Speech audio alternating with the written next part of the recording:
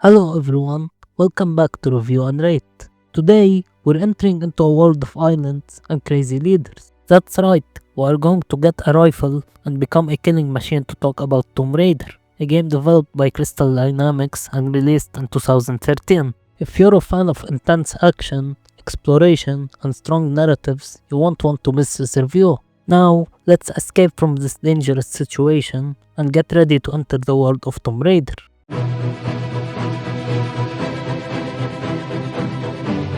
Tomb Raider offers very strong gameplay overall, with only a few minor issues holding it back. The game features a semi-open world design, set on a large island made up of different locations that you can fast travel between. I say semi-open world because some areas exist only for story progression and cannot be revisited, while other paths are blocked until you reach a certain point in the story. Because of this, it's not a fully open world experience, but it still works very well.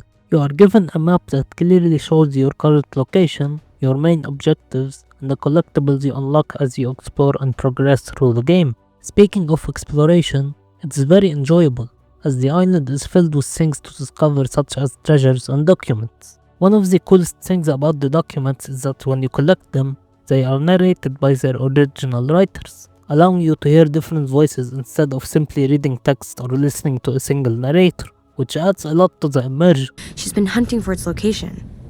I never really gave it much thought. That any of this could actually be real history. You know what I'm capable of achieving. I haven't lost my touch. I'm just at a low point right now, don't you see? Objectives are always clearly marked on the map and are easy to follow, even when they are located high up in the mountains, whereas there are plenty of in this game. What's great is that the game never forces exploration on you. You can skip side activities entirely and focus only on the main objectives if you want. Objective locations can also be highlighted in-game using survival instincts, which not only shows where you need to go, but also highlights items you may have missed and provides hints for solving puzzles. This feature is especially helpful and makes exploration and puzzle solving feel smoother rather than frustrating. When it comes to puzzles, they are very fun and well designed, often requiring you to think carefully and approach them smartly. I did get stuck on a few of them, like the elevator puzzle, which was a bit complicated, but solving it felt very satisfying in the end. Throughout your journey, you collect resources such as salvage and skill points, which are used to upgrade your abilities and gear. As you continue upgrading everything, the game gradually becomes easier and more rewarding. Skill points can also be earned through hunting animals. Taking down and looting animals like deer rewards you with points, and the same applies to other wildlife. Exploration also leads you to secret tombs, which are great optional areas to discover. These tombs usually contain their own puzzles, and completing them rewards you with useful upgrades or bonuses, making them well worth your time. As you move through the island, you will regularly come across campsites. At these campsites, Lara sometimes reflects on her story, and they also serve as the main hub for upgrading your abilities, improving your gear, and fast traveling between locations. Campsites are also where the game saves your progress, along with autosaving. This is one aspect I didn't like much, as I prefer having a manual save option rather than relying only on camps and autosaves. The addition of quick time events works really well, especially during intense action scenes. They force you to stay focused during cutscenes, as failing them can result in death, which adds tension and excitement. There are many intense escape sequences throughout the game where you must flee from dangerous situations. These moments are over the top and fast paced, but they are incredibly fun, as you need to think quickly and react to every move to survive. Your character's movement feels believable and grounded. Lara can walk, move slowly, jump, dodge, slide, crouch, and climb in a very natural way. She walks at a normal pace and automatically moves faster when it fits the situation and her character, which works well overall. However, one thing I found very annoying is that you cannot manually run. Even when Lara moves faster, it still feels quite slow, and having to travel long distances at this pace became frustrating at times. One thing I really want to mention is the menu screen. It looks great, and the addition of the Tomb Raider theme playing in the background makes it even better, and sets the mood perfectly. While playing, I did encounter a few glitches. For example, there were moments where the enemy screaming sound effects played late, which was noticeable and distracting.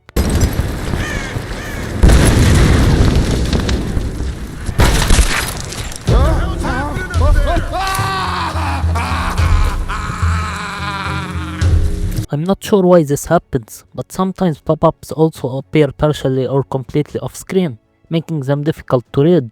I don't know if this was an issue with my game or a general glitch. In terms of tools and equipment, the game gives you a lot of freedom. The rope is especially versatile. You can create rope bridges and slide across them, pull both small and large objects, and even ascend rope bridges when they are angled upward. It's a simple mechanic, but it's used very well throughout the game. You also have a torch, which can be used to light dark areas and set objects on fire. In addition, you can throw lanterns to cause fire and interact with the environment in creative ways. Lara's axe is another important tool. It's used for climbing, breaking down barricaded doors, opening strong boxes, and can also be used as a melee weapon to take down enemies. On top of that, you have bows and arrows, which are used not only for combat but also for creating rope bridges. The game doesn't limit you to normal arrows either. You can also use fire arrows to burn enemies and objects. A nice realistic detail is that Lara cannot hold a drawn arrow for too long before shooting, which adds tension and realism to combat. After upgrading your gear later in the game, you can loot arrows from enemies and animals you've killed, as well as collect ammo from enemies based on the weapons they were using. This makes resource management feel fair and rewarding. Healing in the game is automatic. After taking heavy damage, you must stay in cover and wait until Lara fully recovers, which works well during intense combat situations. There is also a section I really liked where Lara is severely injured and unable to climb properly until you reach a point where you obtain medication. This moment does a great job of tying gameplay mechanics to the story. Combat can be approached in different ways. You can go in guns blazing or take a stealthy approach, although there are moments where the game forces you into direct action. When playing stealthily, you can stay hidden and listen to enemies talking to each other, which adds a lot of atmosphere and makes the encounter feel more alive. What do you think's going on up in the palace? All that smoke rising over the mountain. If there was a problem, they'd call down. But what about the radio? Nothing but static all night.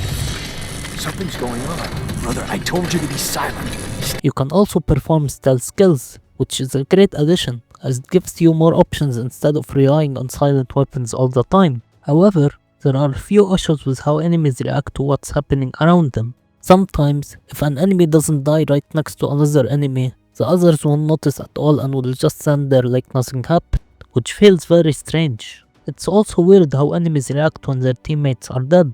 They don't seem to realize anything is wrong until they walk all the way up to the body and look at it closely, and then suddenly go on alert like, oh, my friend is dead. It comes off as funny and kind of stupid rather than immersive. What the?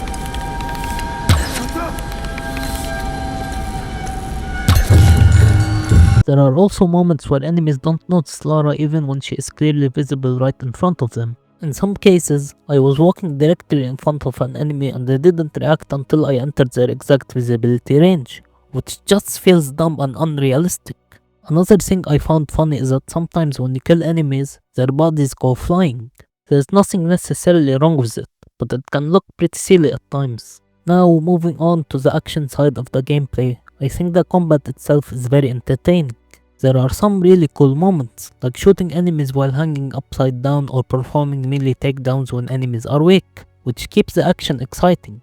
You use weapons such as a pistol, a rifle with a grenade launcher, and a shotgun. While this may not seem like a large variety, all of these weapons can be upgraded, making them more powerful and satisfying to use as you progress through the game. As for enemy variety, there are standard enemies, armored enemies, enemies with shields, ones that throw fire, others that throw grenades, enemies that focus on melee combat, a large brute enemy who fights with his fists, crazed enemies, and even wolves. Most of these enemy types work well, especially the normal soldiers. However, I wasn't a big fan of the storm guards. They felt pretty weak and underwhelming compared to other enemies. Thankfully, they only appear near the final level, but I still didn't enjoy fighting them that much. One moment I really liked was the final double pistol kill against the main villain. It was a very cool and satisfying way to end that confrontation. There's also a boss fight at the end, which was somewhat fun, but honestly very easy. The boss's attacks were predictable, and all you really had to do was dodge, shoot him in the back, and perform quick time events. Because of this, the fight didn't feel very exciting or challenging. Now, let's talk about the story.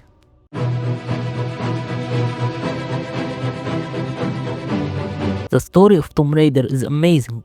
The entire narrative focuses on Lara Croft, a normal young archaeologist who slowly transforms into a strong survivor, doing whatever it takes to stay alive, rescue her friends, and stop anyone who stands in her way. What makes the story so powerful is that every decision Lara makes feels necessary for survival. Nothing she does feels random or forced. Instead, the game makes you understand why she has to make these choices. You don't have to like how she suddenly became capable of killing enemies, but the game explains it so well that I was never annoyed by her actions. Of course, the action scenes are very over the top, Lara taking down large groups of enemies on her own and escaping incredibly dangerous situations. But it works. The game is clearly showing her transformation into the skilled and determined character Lara Croft is known to be, so none of these moments feel out of place. Her journey from a frightened survivor to a capable warrior, her relationships with her friends, especially Ross, and the way her background as an archaeologist ties into the island's mysteries all made me really attached to the story. To summarize the narrative, Lara is a young, inexperienced researcher who joins an expedition in search of the lost kingdom of Yamatai. A violent storm destroys the ship, leaving Lara and the crew stranded on a mysterious and hostile island. Separated from her friends, Lara is captured by cult-like scavengers who worship an ancient sun queen named Himiko. As she struggles to survive, Lara endures brutal hardships, learns how to hunt and fight, and is forced to make difficult choices. Along the way, she loses people she deeply cares about, including Ross, who acts as a father figure to her. Lara eventually discovers that Himiko's spirit possesses women in order to escape death, and that the island's constant storms are supernatural, trapping everyone there. In the end, Lara stops a ritual meant to transfer Himiko's spirit into her friend Sam, destroying the source of the storms, and helps the remaining survivors escape the island. The experience permanently changes Lara, setting her on the path to becoming a true Tomb Raider. But now, let's get to the graphics.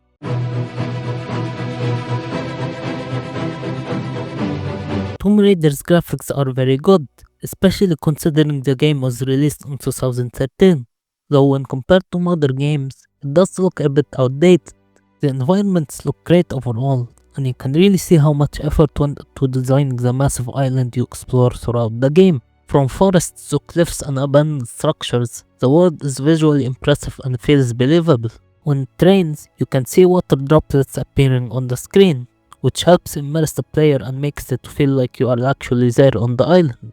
And of course, the game doesn't hold back when it comes to blood and gore, which adds to the intensity of the experience. The character models are also well done, especially Lara Croft herself. You can clearly see her physical and emotional transformation from a normal, inexperienced person into a hardened survivor, and those small visual details really help sell her journey. That said, despite all these positives, the game doesn't hold up visually compared to today's standards, which is understandable given its age. I also want to mention a small but noticeable issue: stealth skill animations. There seems to be only one main animation where the enemy is standing, so even if an enemy is sitting or in a different position, the same animation plays. It's not a huge problem, but it does look a bit awkward. Let's now get to the sound.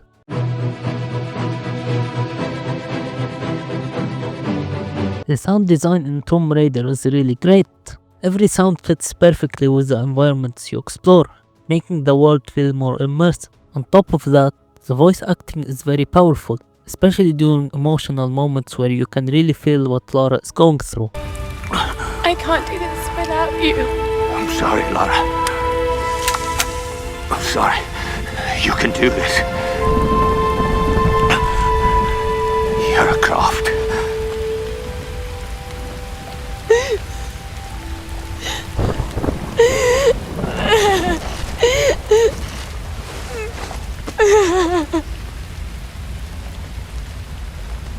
What really stands out the most though is the soundtrack. The music is used very effectively throughout the game, and the main Tomb Raider theme in particular is absolutely fantastic and very memorable. Listen to these great soundtracks.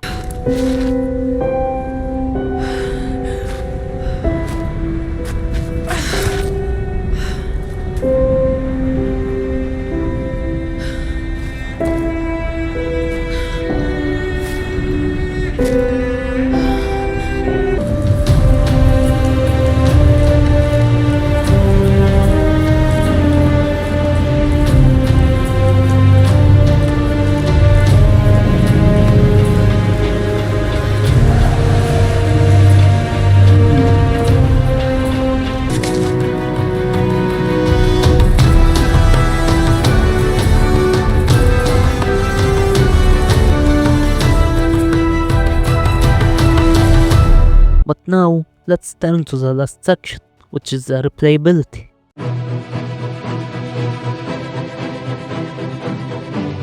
When it comes to replayability, Tomb Raider sadly doesn't offer much, and even the available options aren't very strong. You can check the extras section in the menu, where you can view character models and concept art that the developers created during development, which is nice to look at but not very engaging for long. After finishing the main story, you can return to the same save file and try to complete the game 100% by collecting any collectibles you may have missed during your first playthrough. Unfortunately, that's mostly all there is to do. Once you finish the story, enemies do not respawn in cleared areas, so there isn't much left to do besides exploring locations you've already been to. You can replay the game using a different save file and try higher difficulty mods, but even on harder difficulties, the game doesn't feel very challenging. There is also a multiplayer mod, which I personally didn't enjoy at all, and even if you wanted to try it now, there are barely any active players, making it pretty much unplayable at this point. But with all of that concluded, let's finish things up with my overall impression.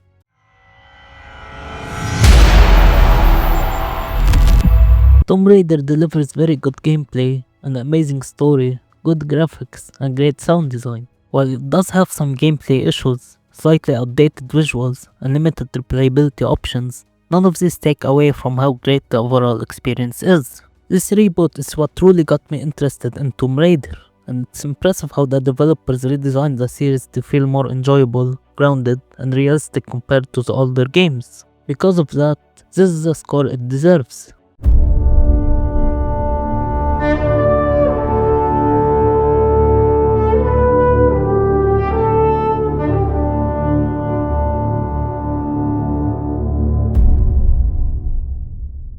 Don't forget to like and subscribe for more insightful review videos. Feel free to share your thoughts on whether the points I've raised resonate with you or if you have a different perspective, and leave your suggestions in the comments about which game you'd like to see reviewed next. That's it for today. I hope you enjoyed this video and thank you all for watching.